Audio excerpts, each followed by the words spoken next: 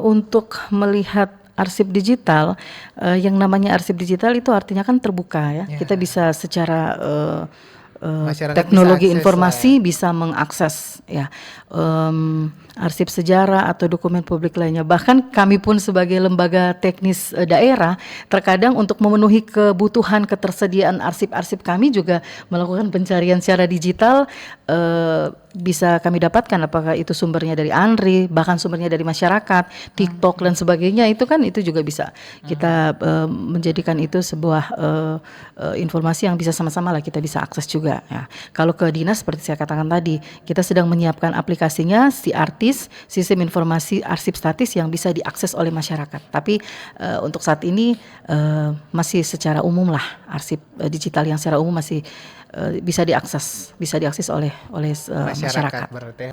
Pada prinsipnya kesadaran tentang pentingnya arsip, tentang pentingnya menjaga arsip ya, baik dalam format digital maupun manual, itu bukan hanya kami fokuskan ke generasi muda, tapi generasi muda yang memang akan ya katakanlah sebagai pewaris ya begitu, ya tentu saja lebih kami tingkatkan. Tetapi secara umum ke masyarakat semua, baik melalui dinas sesama dinas terkait ya, ataupun ke masyarakat luas ya secara umum, itu kita tetap menggugah awareness ya dari masyarakat tentang pentingnya menjaga arsip ini.